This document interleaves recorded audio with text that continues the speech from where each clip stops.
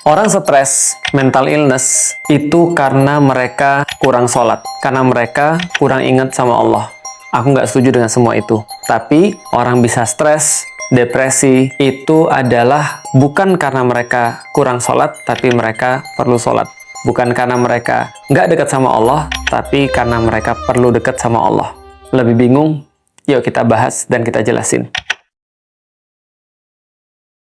Jadi gini teman-teman sekalian, kalau kita berbicara tentang yang namanya mental health ataupun sesuatu yang mengganggu non-fisik kita, mengganggu mental kita, itu adalah sesuatu yang pasti dialami oleh manusia. Jadi semua manusia pasti ngalamin yang namanya mental illness atau mental health issue, yaitu adalah misalnya berupa kayak stres, kayak misalnya depresi, kayak misalnya dia merasa capek, dia merasa fatigue di dalam mentalnya. Itu semua pasti dialami juga oleh manusia. Dan juga Rasulullah Shallallahu Alaihi Wasallam tentu saja. Karena beliau sama-sama kayak kita, sama-sama manusia. Karena itulah teman-teman sekalian, kalau kita membahas tentang mental illness, ini tidak hanya khusus bagi orang-orang yang dalam tanda kutip kurang iman. Karena siapa yang bisa menyalahkan atau bisa berkata bahwasanya Rasulullah Muhammad itu kurang iman? Nggak ada kan pastinya. Nah, karena itulah yang namanya mental health ini adalah sesuatu yang biasa. Yang menarik sekali, di dalam Islam itu membahas tentang mental illness atau mental health itu justru dari awal-awal. Jadi semenjak awal Al-Quran diturunkan, Al-Quran sangat memperhatikan yang namanya kesehatan mental. Bahkan kesehatan mental ini menjadi pembahasan yang sangat-sangat intens dibandingkan dengan penyakit-penyakit fisik. Misal dikatakan kayak munafik, itu adalah bagian daripada penyakit mental. Atau misalnya kayak hasad, itu juga bagian daripada penyakit mental. Arogan, sombong, itu juga adalah penyakit mental. Ataupun kesedihan, itu juga bagian daripada penyakit mental. Bahkan Allah sampaikan di dalam Al-Quran secara jelas, kalau andaikan ada orang-orang yang mereka mau untuk berislam dan menerapkan Islam, Allah katakan, fala khaufun alaihim walahum yahzanun. Mereka tidak akan merasa takut dan mereka tidak akan merasa sedih. Apa itu beda antara takut dan sedih? Kita bisa bahas bahwasanya takut itu adalah sesuatu gangguan mental yang berasal daripada luar. Sedangkan sedih adalah gangguan mental yang berasal dari dalam diri kita. Jadi kalau takut itu pasti ada triggernya. Kalau misalnya sedih itu tidak ada triggernya. Atau dia berasal dari dalam kita. Bisa berasal daripada masa lalu ataupun cuma perasaan kita aja. Artinya kalau kita berbicara tentang Islam, Islam sudah menangani mental health ini, permasalahan mental health ini dari lama banget, dan Rasulullah Shallallahu Alaihi Wasallam juga mengalaminya. Karena itulah ulama-ulama sekaligus pemikir dan juga psikolog pada zamannya yang namanya Al-Balkhi, dia menulis satu kitab itu berjudul tentang bagaimana cara menangani mental illness. Beliau menyampaikan bahwa mental illness ini adalah sesuatu yang biasa, dan kalau ada kita menemukan mental illness ini terjadi pada teman kita atau diri kita sendiri, maka beliau sampaikan obatnya itu bukan diberikan segera. Tidak seperti penyakit fisik. Kalau ada luka, ya berarti luka itu harus segera ditreatment, harus segera diurus. Kalau misalnya kita patah tulang, tentu saja harus segera diurus. Atau misalnya ketika keracunan, itu juga harus segera diurus. Tapi tidak dengan mental illness. Karena mental illness ini tidak bisa langsung segera kita tangani. Karena kalau begitu kita langsung tangani dan tidak pada waktu yang tepat, maka biasanya akan menimbulkan justru kontraproduktif. Nah, bagaimana terus kemudian Rasulullah Shallallahu Alaihi Wasallam menangani mental illness? Di dalam surat Ali Imran itu Allah bahas tentang satu kejadian yang termasuk paling menguras mental Rasulullah Shallallahu Alaihi Wasallam, yaitu adalah ketika beliau harus mengalami kehilangan pamannya Hamzah bin Abdul Muthalib. Dan kita tahu bahwasanya pamannya Hamzah bin Abdul Muthalib adalah salah seorang yang sangat penting sekali di sisi beliau dan orang yang bisa diandalkan oleh Rasulullah Shallallahu Alaihi Wasallam, sehingga dia berjuluk singanya Allah. Dan ada banyak sekali sahabat-sahabat Rasulullah juga meninggal ketika perang Uhud. Ada Mus'ab bin Umair, ada Abdullah bin Jahsy, dan juga sahabat-sahabat yang lain yang berjumlah hampir 72 orang. Yang tidak kalah menyakitkan adalah ketika peristiwa ini justru diawali karena orang-orang yang diperintahkan oleh Rasulullah Shallallahu Alaihi Wasallam untuk berjaga di atas bukit, untuk menguatkan groundnya mereka atau daerah pertahanan mereka, dengan panah-panah mereka. Orang-orang ini diperintah oleh Rasulullah untuk tidak turun sama sekali dan menjaga pertahanan kaum muslimin dengan panah-panah mereka. Tapi direct order Rasulullah itu justru dilanggar. Maka 40 orang ini ketika melihat ghanimah dan seolah-olah mereka menyangka bahwasanya mereka sudah menang, mereka meninggalkan pos penjagaan mereka. Kemudian mereka dihancurkan, dibinasakan oleh pasukan Khalid bin Walid yang waktu itu belum masuk Islam. Yang membuat Rasul terpukul bukan hanya korban-korban yang berjatuhan, bukan hanya ketika beliau sendiri itu sudah hampir dinyatakan wafat dan hampir-hampir membuat kaum muslimin hancur berantakan. Bukan hanya itu, bukan hanya luka-luka di dalam tubuh beliau, tapi yang membuat beliau sangat merasa sedih adalah karena semua ini terjadi seolah-olah itu adalah tanggung jawabnya beliau. Beliau yang tidak bisa mengarahkan pasukan-pasukan, beliau yang tidak bisa untuk prevent segala sesuatu yang terjadi, maka beliau dirudung kesedihan yang sangat luar biasa. Yang digambarkan pada kita sampai-sampai Rasulullah Shallallahu Alaihi Wasallam itu tidak mampu untuk berbicara, tidak mampu untuk ngobrol dengan para sahabat, bahkan sahabat-sahabat yang sudah bertaubat 40 orang itu mereka mencoba untuk mengajak Rasul berbicara, meminta maaf, tapi Rasul tetap dalam keheningan. Kenapa? Karena Rasul berada dalam pukulan yang sangat luar biasa dalam kejadian itu. Nah, ini yang kita katakan dengan Rasulullah juga pernah mengalami kesedihan yang luar biasa. Atau di masa kita, ini mungkin bisa jadi adalah sebuah hal yang kita sebut dengan mental illness itu, atau permasalahan mental. Dalam kondisi seperti itu, Allah Subhanahu wa Ta'ala itu menyampaikan kepada Rasulullah Sallallahu Alaihi Wasallam, fa'fu anhum wastaghfir lahum. Ampuni mereka, maafkan mereka, dan mintakan mereka ampun pada Allah. Coba bayangkan sebagaimana sulitnya bagi seorang seperti kita, bukan Rasulullah, seperti kita, yang andaikan kita mendapatkan kondisi serupa seperti Rasulullah, apakah mungkin kita memaafkan orang yang sudah benar-benar mengakibatkan kerusakan besar pada strategi kita? Kita tidak hanya memaafkan mereka, tapi memintakan mereka ampun pada Allah. Tapi itulah Rasulullah. Dan Allah menambahkan wasyawirhum fil amr, dan ajak mereka kembali bermusyawarah dalam perkara-perkara. Untuk menghormati para sahabat yang sudah bertaubat dan mereka sudah sadar atas kerusakan yang mereka buat, dan mereka adalah orang-orang yang memiliki pengalaman untuk tidak lagi berbuat sesuatu yang sama. Maka libatkan mereka kembali di dalam musyawarah-musyawarah. Tapi tidak cukup sampai di sana. Allah sampaikan kondisi Rasulullah Shallallahu Alaihi Wasallam dengan kata-kata di dalam surat Ali Imran, wala tahinu wala tahzanu. Janganlah engkau merasa terhina atau merasa wahan, dan janganlah engkau merasa huzan, janganlah engkau merasa sedih. Wala tahinu wala tahzanu wa antumul a'launa in kuntum mu'minin. Allah sampaikan sebenarnya kalau kalian sadar, kalian semua adalah lebih tinggi dibandingkan dengan mereka yang merasa menang di perang Uhud, yang merasa mereka sudah memberikan kerusakan, kesulitan luar biasa pada Rasulullah dan para sahabat. Mereka merasa menang, tapi Allah katakan wa antumul a'launa in kuntum mu'minin. Kalau Anda tetap beriman kepada Allah, Anda tetap yakin, percaya kepada Allah, maka Anda termasuk orang-orang yang lebih tinggi daripada mereka. Maka kita bahas dulu. Wahan di dalam salah satu pembahasan para ulama adalah sesuatu yang bukan hanya dipahami oleh kita seperti hubud dunia wa karahiyatul maut. Bukan hanya seperti mencintai dunia dan membenci kematian. Bukan hanya itu, tapi wahan sebenarnya adalah sebuah hal yang dilukiskan atau kata yang mewakilkan tentang cacat sementara. Jadi kalau ada orang yang cacat sementara itu disebut dengan wahan. Misal, ketika ada orang duduk terlalu lama, lalu kakinya kesemutan, sehingga dia nggak bisa berjalan dengan normal, itu disebut dengan wahan. Atau misalnya ketika ada kita lagi misalnya salah makan, kemudian kita merasa keracunan, sehingga kita muntah-muntah, susah nafas, ataupun segala macam yang membuat kita nggak bisa berdiri dan nggak bisa beraktivitas seperti biasa. Itu juga namanya wahan.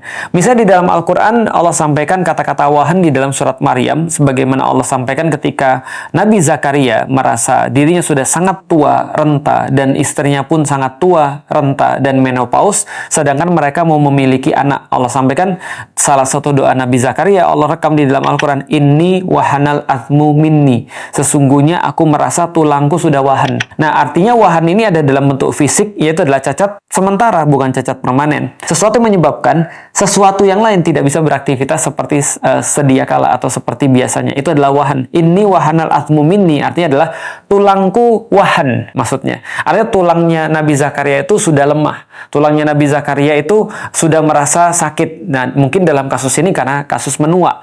Jadi artinya kalau tadi wahan adalah cacat yang bersifat sementara. Nah, ini ketika awalnya tulangnya itu normal, ketika masih muda, nah setelah sampai umur, ini menjadi sesuatu yang problematik. Jadi dia tidak permanen, tidak selamanya. Tapi cacat yang bersifat sementara. Inni wahanal athmu minni. Nah, permasalahan wahan ini ternyata tidak hanya bersifat fisik, tapi juga bersifat non-fisik, mentally. Nah, sehingga ketika Rasulullah itu berada dalam keadaan perang Uhud, lalu beliau dinyatakan kayak kalah, atau beliau menghadapi satu problematik kerugian yang sangat luar biasa berupa wafatnya Hamzah bin Abdul Muthalib dan juga sahabat-sahabat yang lain, maka beliau itu disampaikan di dalam Al-Quran mengalami wahan, kesedihan yang mendalam, sebuah luka yang belum sembuh, yang akan sembuh tapi belum sembuh. Nah, karena itu di dalam kasus ini disampaikan wa antumul a'launa, Anda lebih tinggi. Dan Allah terus kemudian dalam ayat yang berikutnya Allah sampaikan, kalian mungkin mendapatkan luka yang dalam, kalian mendapatkan kerugian, kalian mendapatkan kesusahan. Tapi kalian lihat, Allah sampaikan, mereka juga mendapatkan kesusahan dan kerugian, bahkan lebih besar daripada kalian. Karena kerugian mereka adalah kerugian tersebab mereka berbuat sesuatu yang salah, sementara kalian berbuat sesuatu yang benar. Nah, di sini Allah addressing lebih kepada orang-orang Muslim untuk menasihati mereka. Setelah terus kemudian Allah memuji Rasulullah, lalu terus kemudian memberikan nasihat pada Rasul dan umat Muslim, maka terus kemudian semuanya diadres pada orang-orang Muslim bahwa kalian merasa kalah atau kalian merasa kerugian, mereka juga merasa kerugian yang lebih besar. Nah, ini adalah bagaimana cara Allah untuk mengatur agar orang Muslim memiliki perspektif yang berbeda tentang mental issue atau mental health. Ketika kalian itu merasa kalian sedih karena kalian kehilangan sesuatu, maka Allah mencoba untuk mengembalikan pada sesuatu yang menjadi dasar atau sesuatu yang paling penting, bahwasanya dunia itu tidak merupakan standar bagi orang-orang Muslim untuk berbuat dan tidak pernah menjadi tujuan orang-orang Muslim untuk berbuat. Maka ketika mereka melihat mereka kalah secara duniawi, maka sebenarnya mereka tidak kalah, tapi mereka justru sudah melakukan sebuah progres. Ketika mereka misalnya terlihat rugi secara duniawi, mereka sebenarnya tidak rugi secara duniawi, tapi mereka sedang melakukan progres. Maka Allah sampaikan tentang orang-orang yang meninggal ketika syahid. Mereka tidak meninggal, mereka tidak wafat, tapi mereka justru hidup di sisi Allah. Dan mereka sama seperti kalian, mereka dikasih rezeki pagi dan petang. Mereka sama seperti kalian, bahkan mereka dalam keadaan yang lebih baik. Ini adalah sudut pandang yang ditawarkan oleh Islam mengenai mental health. Begitu juga ketika Allah menguji Rasulullah Muhammad SAW dengan kehilangan anaknya. Ketika Ibrahim, anaknya Rasulullah SAW, itu harus dipanggil oleh Allah, maka bagaimana terus kemudian yang Allah sampaikan kepada Nabi Muhammad, Inna a'tainakal kautsar fasalli lirabbika wanhar. Maka Allah sampaikan, sesungguhnya kami sudah ngasih kamu kebaikan yang banyak. Bukankah aku udah ngasih kamu kebaikan yang banyak? Itu kata Allah kepada Rasulullah. Seolah-olah pengen mengalihkan cara pandang Rasulullah. Inna a'tainakal kautsar. Bukankah aku udah kasih kamu sesuatu yang lebih banyak daripada semua yang aku ambil? Kalaupun misalnya aku mengambil yang engkau kasihi, anakmu misalnya, tapi bukankah Allah sudah ganti yang benar-benar banyak banget bagi engkau, Muhammad? Maka ini adalah cara pandang. Itu diganti. Yang dilihat bukan yang hilang, tapi yang dilihat adalah sesuatu yang masih ada. Ini penting banget. Karena seringkali kita itu senantiasa sedih karena sense of scarcity. Karena kita selalu fokus pada apa yang hilang, tapi kita nggak fokus pada apa yang kita masih punya. Seseorang ketika misalnya rumahnya kebakaran, maka dia akan merasa sedih banget ketika dia ngeliat rumahnya kebakaran. Tapi begitu dia ngeliat apa yang masih ada, apa yang masih tersisa, bukankah dia masih punya keluarganya? Bukankah dia masih punya dirinya? Atau dia masih punya Allah, dia masih punya keimanan, dia melihat apa yang tersisa pada dirinya, dan itu yang Allah ajarkan kepada Nabi Muhammad dan juga kepada kita. Ketika terus kemudian disampaikan dalam tafsir yang lain, bahwasanya inna a'tainakal kautsar disampaikan juga artinya adalah, bukankah aku sudah memberikan kamu telaga kautsar? Bukankah aku sudah mengganti semua yang aku ambil kepadamu dengan kamu memberikan syafaat nanti di telaga Kautsar? Bahwa setiap orang mengikuti kamu, yang ittiba kepada kamu, yang taat dengan setiap yang kamu perintahkan, yang menyayangi kamu, maka aku menjamin surga bagi mereka dari tanganmu dengan telaga Kautsar itu. Maka Rasulullah sontak langsung merasa berbahagia.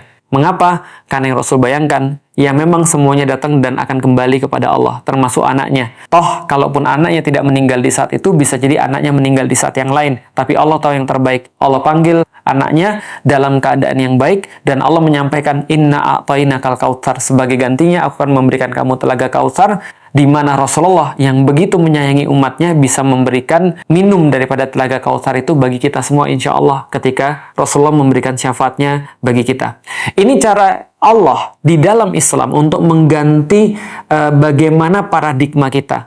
Daripada melihat satu kesuksesan dari dunia menjadi sesuatu yang lebih berharga, sesuatu yang lebih abadi, sesuatu yang lebih kekal, sesuatu yang lebih worth it. Ini yang coba untuk diajarkan. Dan ini yang menjadi cara pandang kita sehari-hari. Artinya, mental health, mental issue, itu wajar terjadi pada setiap manusia. Kita pun juga sama.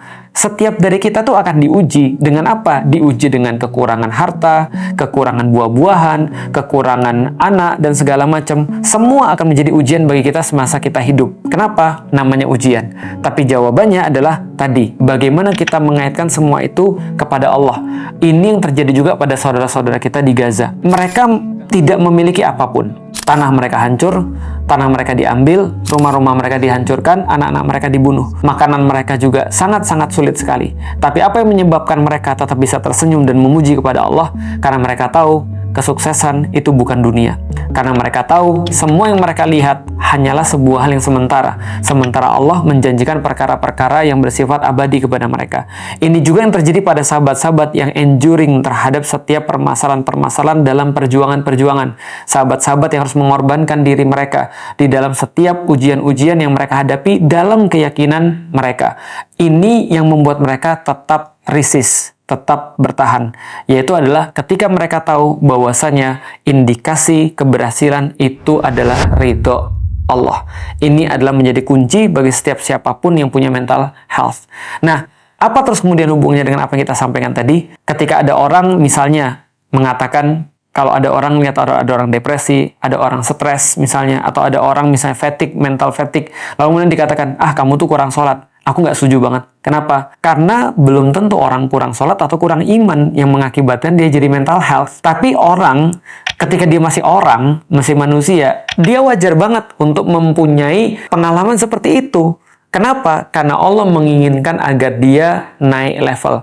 Sebagaimana yang Allah inginkan pada Rasul dan sahabat. Allah pengen merekalibrasi. Jadi mengkalibrasi ulang komitmen kita kepada Allah. Bahwasanya yang paling penting adalah Allah. Bahwasanya semuanya itu harusnya diukur berdasarkan Allah. Karena manusia itu sering lupa. Kita tahu bahwasanya manusia itu sering banget lupa. Maka manusia perlu diingatkan oleh Allah. Maka ketika ada orang kena mental illness, bukan berarti karena mereka kurang sholat. Bukan karena mereka kurang iman. Tapi mereka perlu sholat.